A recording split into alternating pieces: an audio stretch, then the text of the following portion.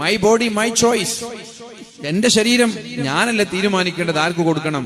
No, അത് നവ ലിബറലിസ്റ്റുകൾക്ക് പറയാം, നവ ലിബറലുകൾക്ക് പറയാം, അത്യീസ്റ്റുകൾക്ക് പറയാം, നിരീശ്വരവാദികൾക്ക് പറയാം, ഫ്രീ തിങ്കേഴ്സിന് പറയാം, ഫെമിനിസ്റ്റിന് പറയാം. പക്ഷേ ഒരു മുസ്ലിമിന് അങ്ങനെ പറയാൻ കഴിയില്ല.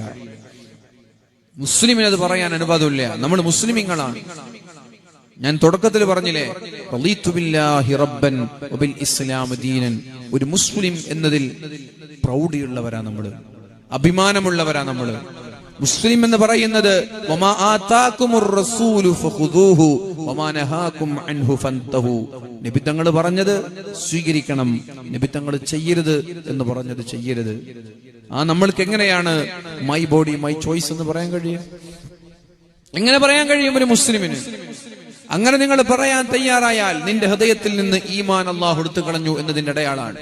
മാതാപിതാക്കളുടെ കണ്ണുനീര് കുടിച്ചിട്ട് നീ പറയാണ് മൈ പാർട്ട്ണർ മൈ ചോയ്സ്, എന്റെ ലൈഫ് ഞാനല്ല തീരുമാനിക്കേണ്ടത്, നിങ്ങൾ എന്തിനിടപെടുന്നു എന്നൊരു ഉമ്മയുടെ മുഖം നോക്കി ഒരു പെൺകുട്ടി ചോദിച്ചാൽ നിന്റെ കൽബിൽ നിന്ന് അല്ലാഹു ഈമാൻ എടുത്തു കളഞ്ഞതിന്റെ അടയാളാണത്.